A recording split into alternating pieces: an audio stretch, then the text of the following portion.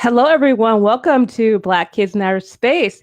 Today we have a special gift, not special guest, special gift. We have a special guest from Texas.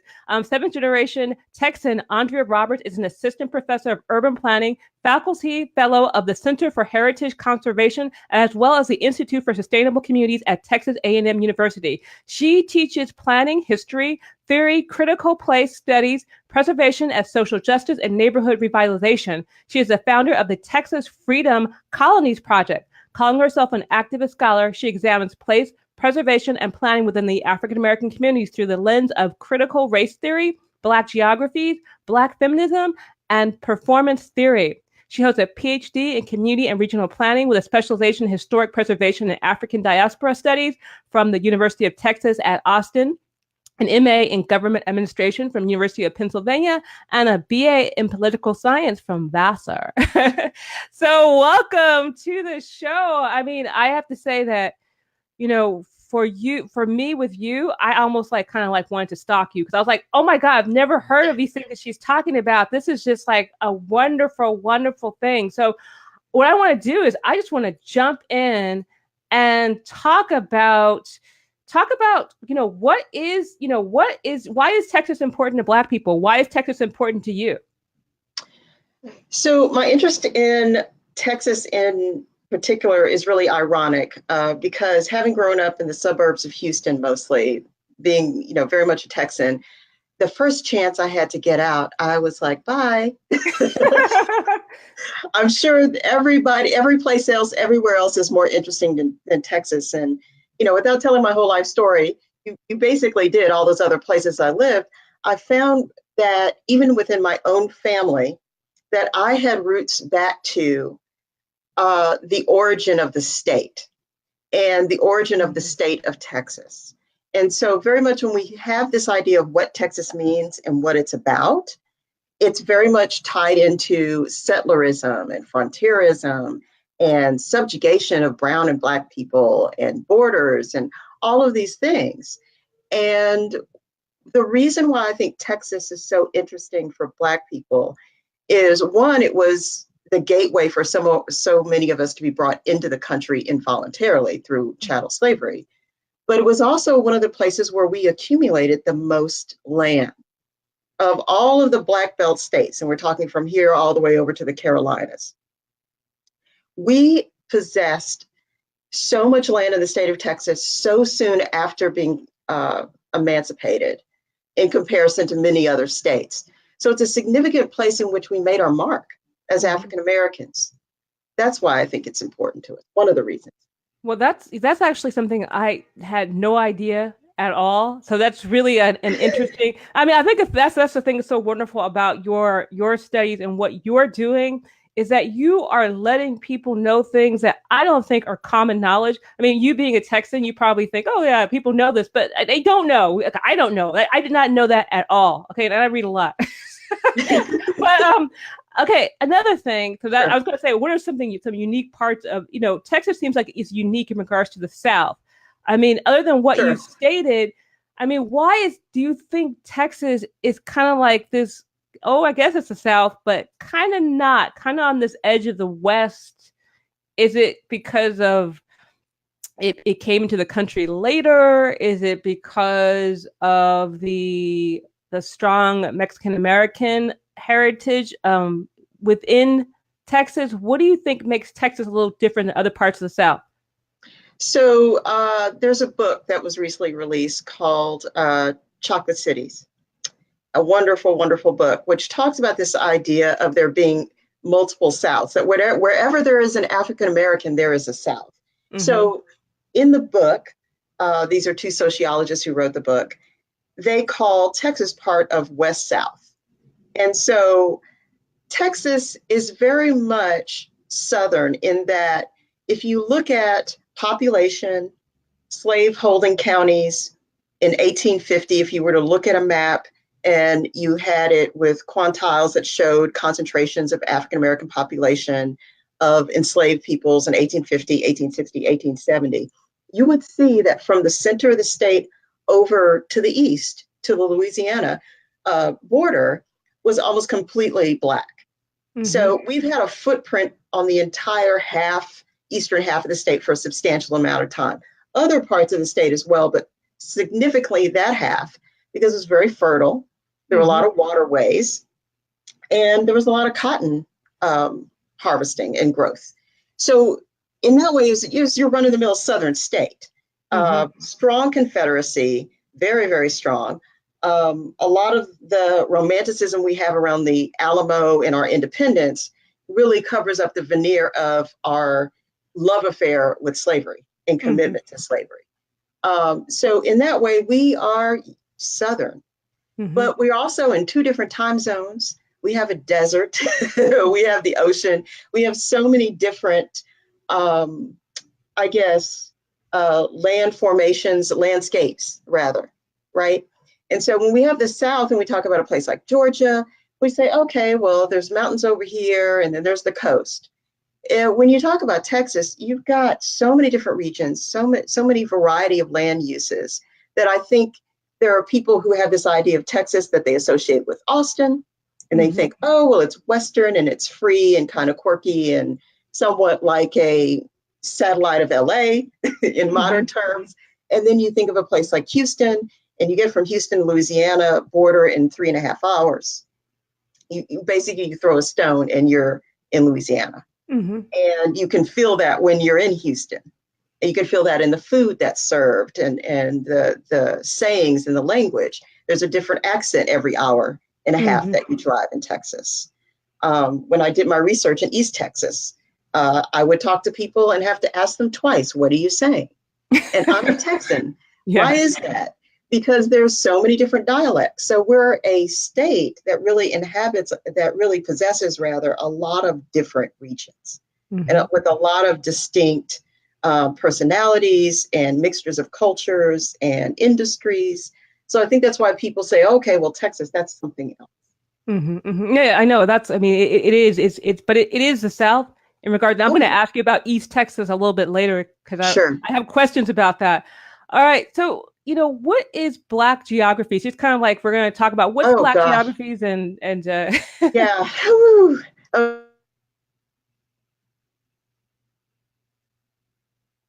Okay, so, am interested in Black geographies the same way that I'm very much interested in Black feminism. I'm very much interested in all of those areas or discourses because I don't think that planning, my home field, my home discipline, hmm talks enough to those fields in earnest.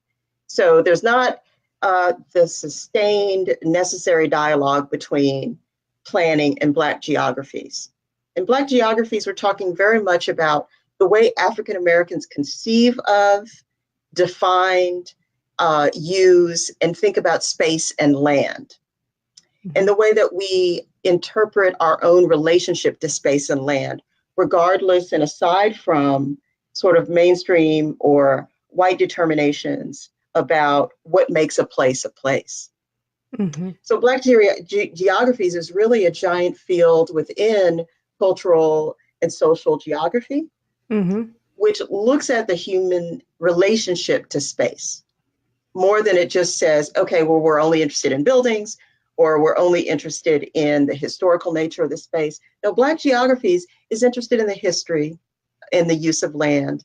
It's interested in the social networks that substantiate and give meaning to the land. So it's a very interdisciplinary way of looking at African American relationship or African diasporic relationship to space and land. hmm And what about placemaking? Because that's a term we kind of have heard, like it's a Yeah. new term, but is it a new term?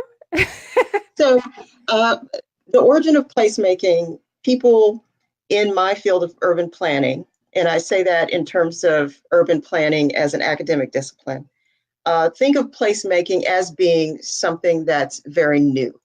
And they look at someone like Jane Jacobs as the godmother of placemaking, or White, who talks about, public spaces and that sort of discussion. And over time, placemaking has very much become this, um, there's strategic placemaking, there's placemaking that's simply looking at how do we market this space. It becomes more of a marketing tool than a real process. But what the Mm-hmm. argument that I make in my work about African Americans in Texas, using that as an example of just a larger history of African American placemaking, is that we have always created whole communities. We haven't always been interested in how do we eke out or carve out this space that we can survive in.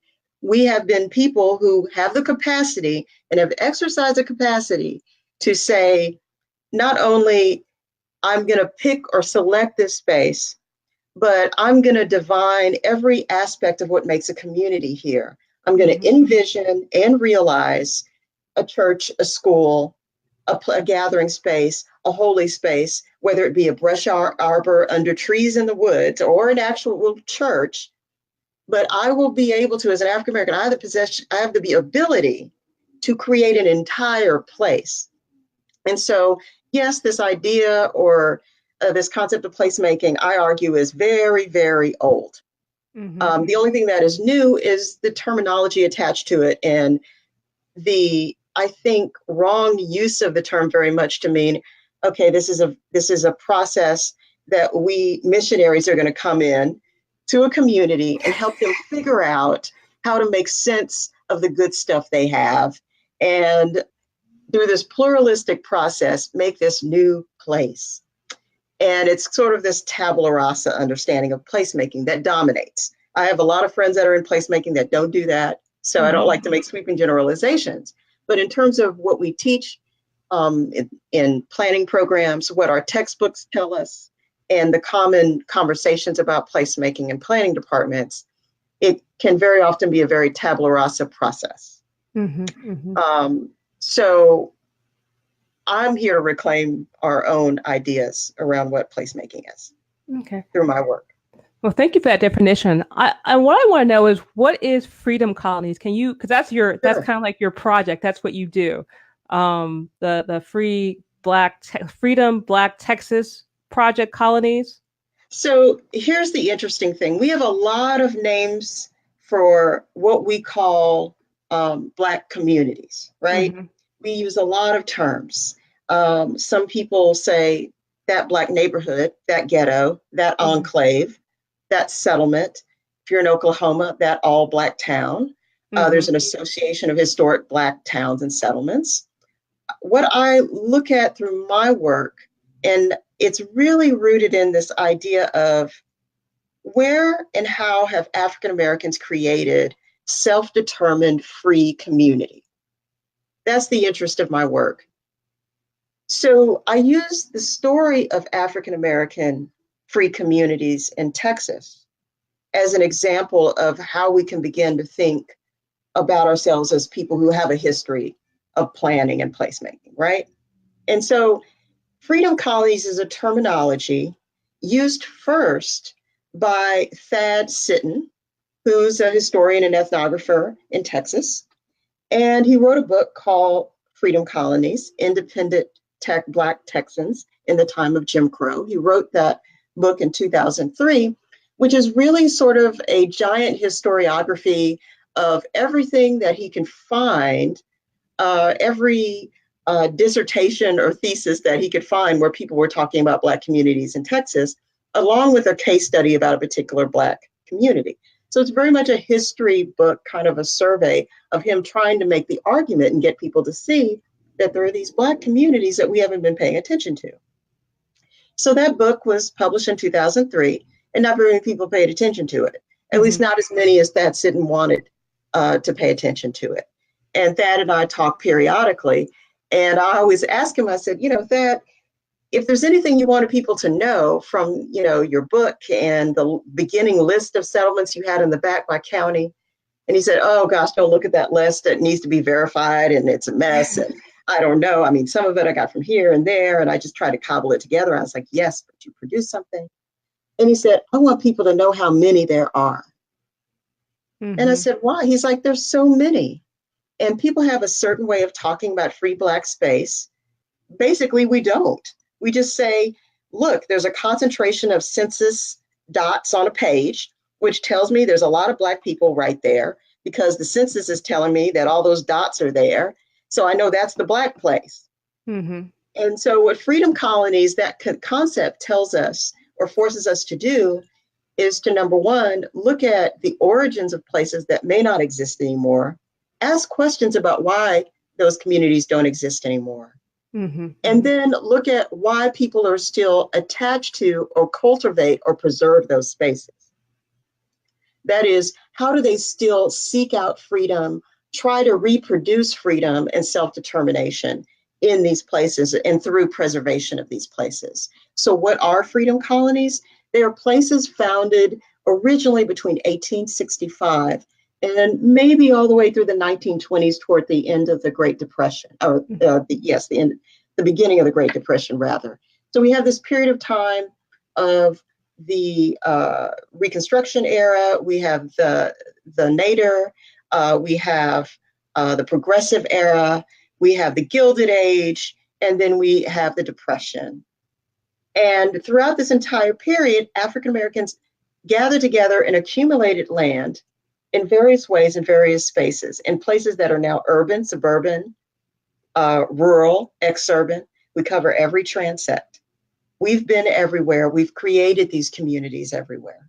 So what I study are places that we founded in Texas in that period of time, some of which are still populated, some of which are not populated, but we still have very serious substantive attachments to.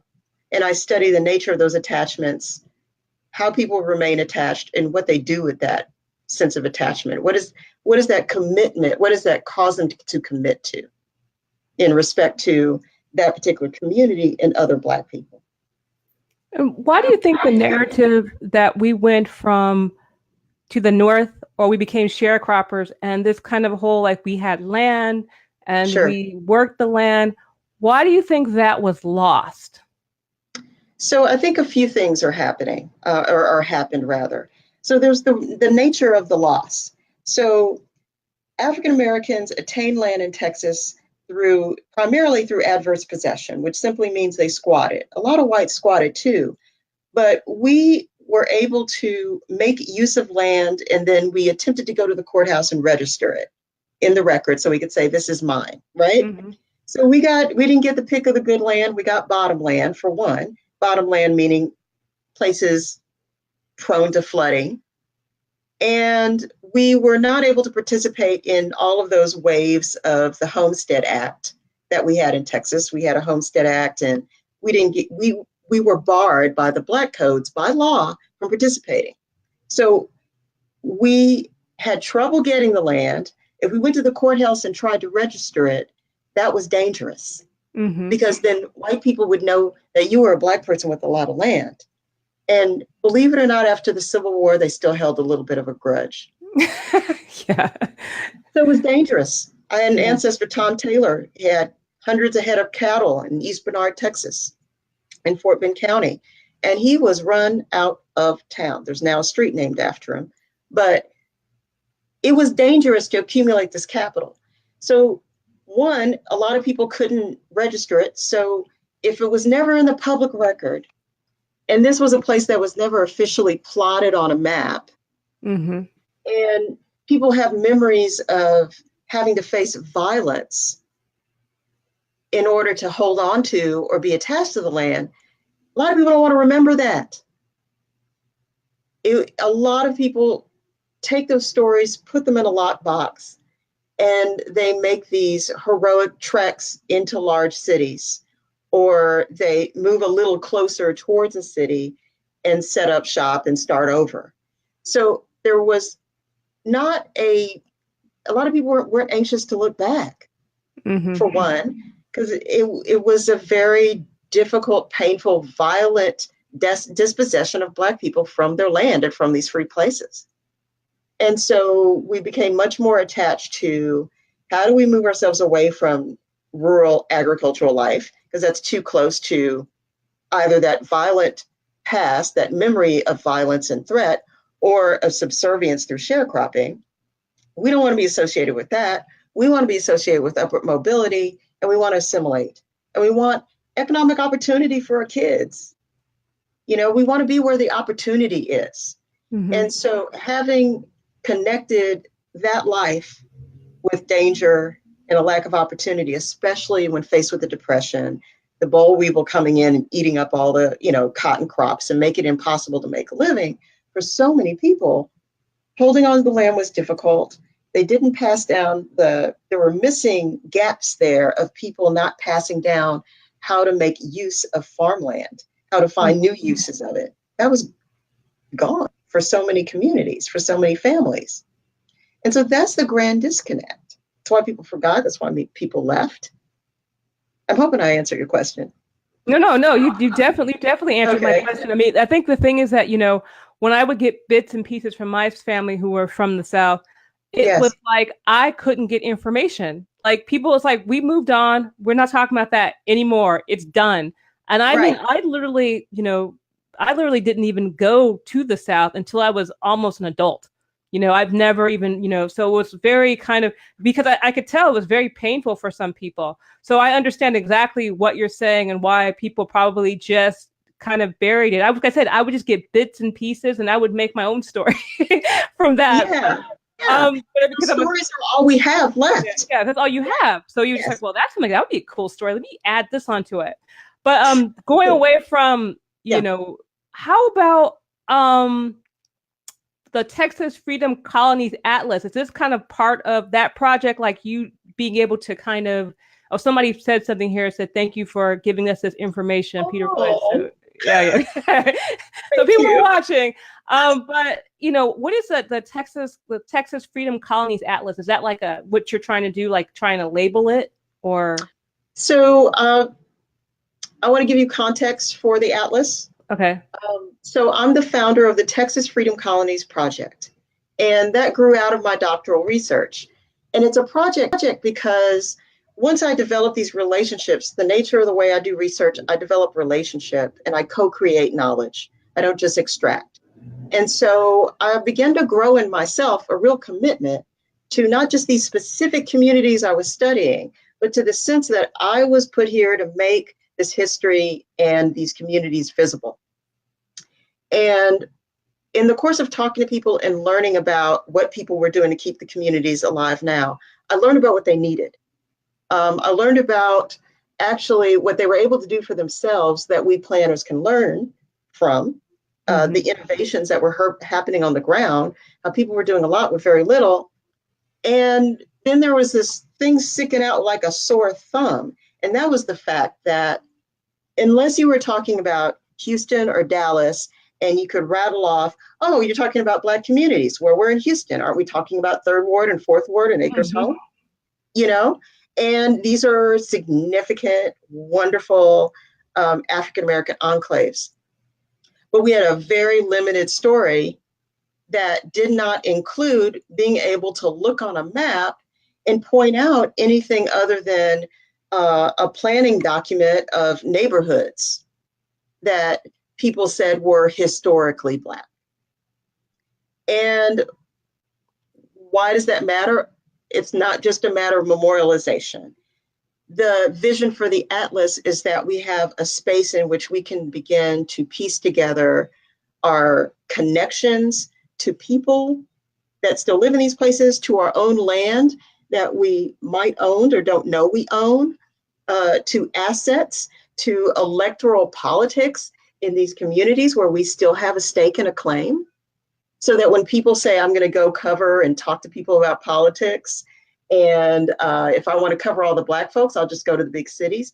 No, you're going to have to go to a lot more places when people start to see a giant map that tells you everywhere that we have some type of commitment or attachment to land or the use of land in those areas or historically significant places. And so I'm announcing tonight,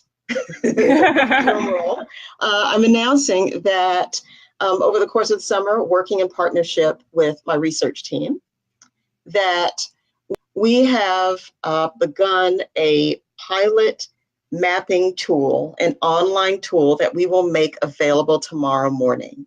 Oh my gosh, that's awesome. Okay. So I'm very excited about this. So to give you some scope, there are 557 known place names. That is, we know that in this particular county, There's a particular place with a African, that was an African American community. We don't know maybe exactly where it is. We can't pinpoint it on the map anymore. We may know that there's a church, there's a cemetery, or the census may still have it. So basically, the project is combing a number of sources, talking to a number of people, engaging in ethnographic, participatory, quantitative, spatial research to complete this map. But we can't do it without the public. We can't do it without the descendants. We can't do it without communities. And so this mapping tool is not a complete map that I'm pushing out into the public. It's an invitation to help build this map. We have 357 of the 557 points on the map. There are many more. There are many more names to be verified. There are many more names to be added. There are dots to be added, and the mapping tool makes that possible. So I'm excited that we are going to begin to be able to test this tool. And then after testing it, we can then go out and build support, the monetary support to build it, to expand it, to start a number of research initiatives and testing possibilities, and to grow the Atlas into something that really helps us build out online archive pages for each and every settlement. Really something that's holding information, gathering information, building new knowledge. And there's also a Google survey where people can wax poetic as long as they would like about any of these individual settlements that they are attached to. So it's kind of like people can go there and they can put information about where they're from or things that they know about their history, or if they're from Texas, and That's just right. fill it in, like kind of like, oh, I kind of know something. Can people kind of know stuff and put there, like I put a question mark? Because the thing is that if people all come together, you might be like, oh, I know this person. I'm right. This is right. Because this is the right person. So it's kind of like you could, because after slavery, so many people lost people, after emancipation. That is exactly right. And they lost people and changed their names. Yeah, yeah. And that's why sometimes you walk around and you're Black and you see somebody who looks just like you, and you're just like, that's weird. I know, because I'm looking at you and I'm like, you look like my cousin. No, but that's a great thing, and if that works, you could probably take that to other places like Louisiana and Alabama. Everywhere. Yes, and everywhere. And, I'm working with UNC Chapel Hill. Actually has its own mapping project, and they're trying to gather a lot of us doing these mapping projects so we can kind of coordinate efforts in different states. And so the principal gateway into this project, the way I'm inviting everyone in this project, you don't have to be a mapper, you don't have to be a statistician. I just want to hear your story. And so there's a link and there's a survey, and those are two mediums for how you can simply say, I remember going to the homecoming. I remember a reunion. I remember that hot little church we went to every summer. I remember friends and family days. And I think it was at this church called whatever hill in such and such grove. That's what I want more than anything. Yes, Denise, she looks just like you. I'm telling you. That's what's so funny, because I'm looking at you. That's exactly who I was thinking of. Okay, that's funny. But I mean, it's this is an exciting and just to wrap it up, because I mean the thing is that you've been really interesting in giving, like I told you, I know you don't believe me, but I'm like, you're giving information that people don't know. We really don't. I mean, you're not really. I mean, this is not something that's on Google. It's not like something that's on Google or Wikipedia. Yeah. So you have to know it to exist in order to look for it. So what can we do to support your work? I mean, I guess other than take the link and spread it around, but what else? Sure. So the biggest thing, I'm just going to invite people, join my Facebook page, the Texas Freedom Colonies Project Facebook page. Follow and like the page.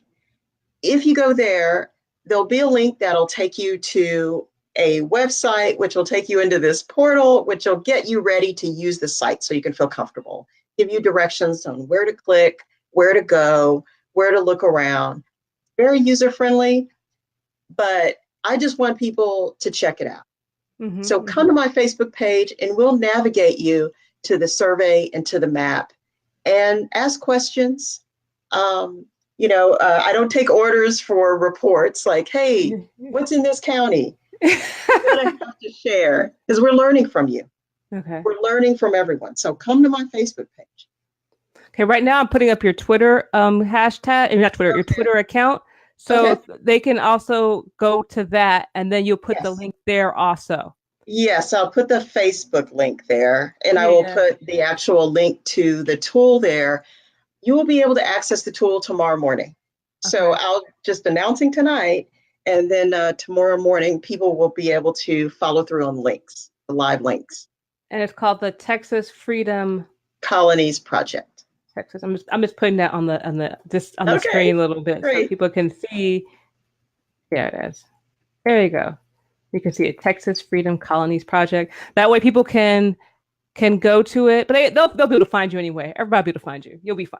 I'm like all worried. I'm concerned now. Okay, but thank you so much, Dr. Roberts, for coming on to Black Kids in Outer Space. Hopefully we'll actually even get like a hashtag Plan Black with the Texas contingent. That would be something that'd be really fascinating and getting people to participate. So again, thank you so much. Thank you for coming on the show. Thank you for giving us the announcement. We feel like we got the exclusive. You did. You got the exclusive. Okay. All right. Bye, everybody. Bye.